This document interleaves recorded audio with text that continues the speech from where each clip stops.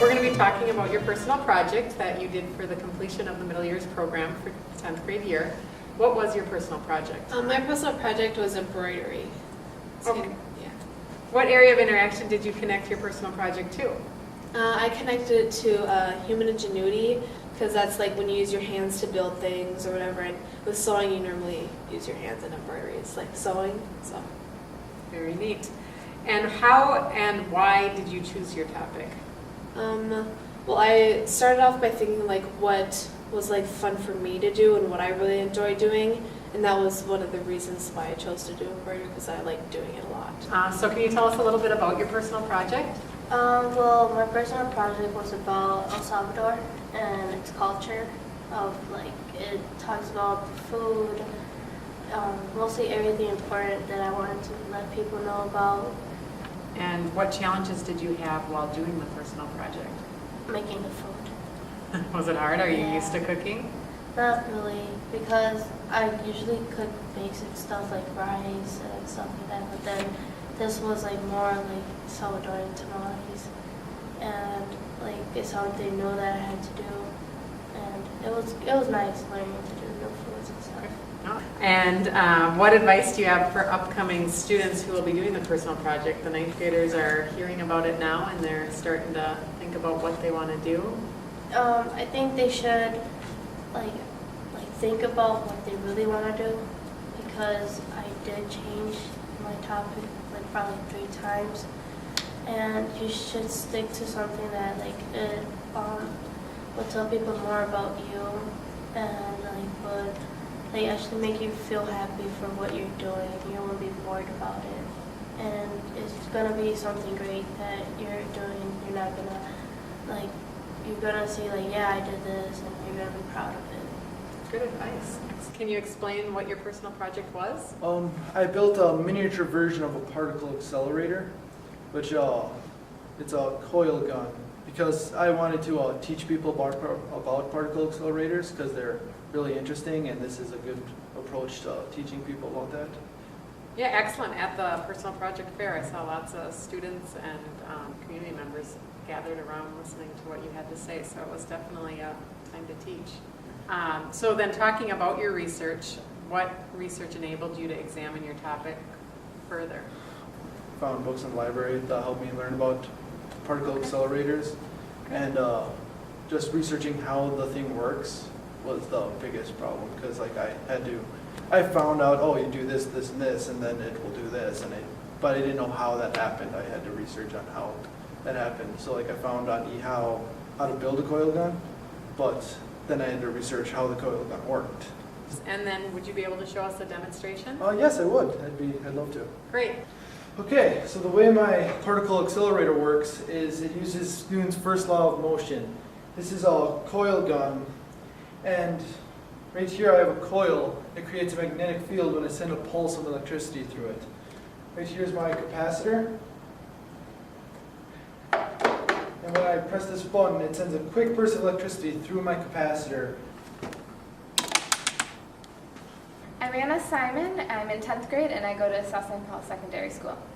My personal project was I was raising money for scleroderma. And how and why did you choose your topic?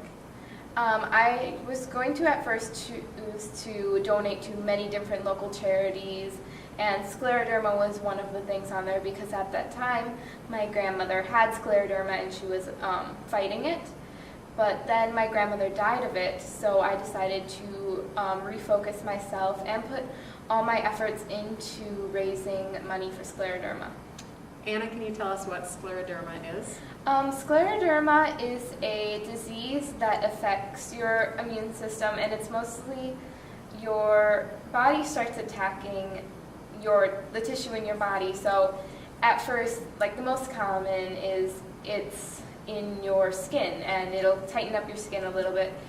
But it can attack your organs, and it attacked my grandmother's lung and heart, so that's eventually what took place. I mean, it ended up giving her arthritis, and she had to be on oxygen tanks, so it has a spiral effect.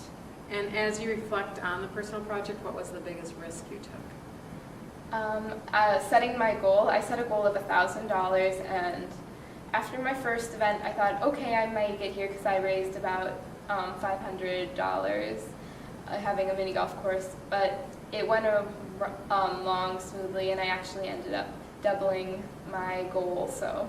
Excellent. And can you talk about the other, so you did the golf course, what else Yep, did you I do? did a golf course, and then I also had a benefit concert, and I was keeping my family members connected through the website and through Facebook, so I ended up getting personal donations, and I ended up actually meeting my goal a couple minutes actually before the benefit concert started, so that was exciting.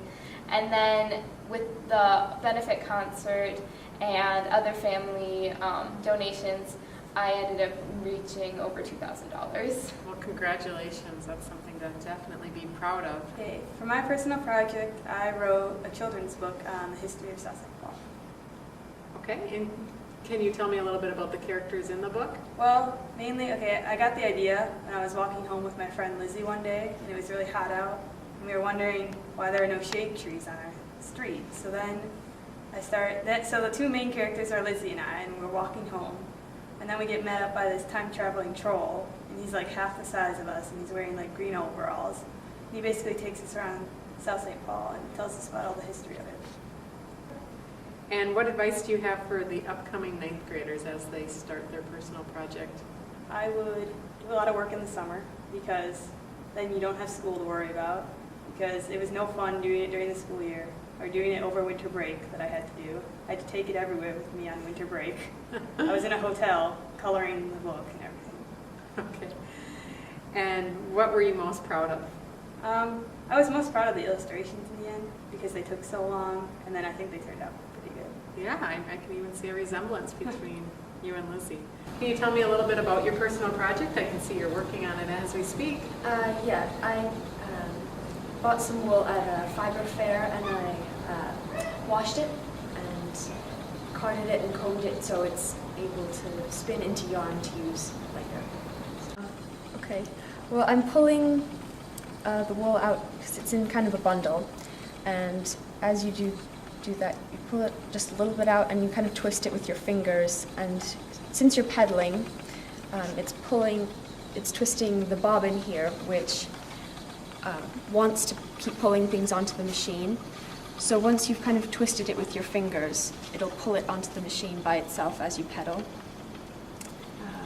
And what challenges did you have while doing your personal project?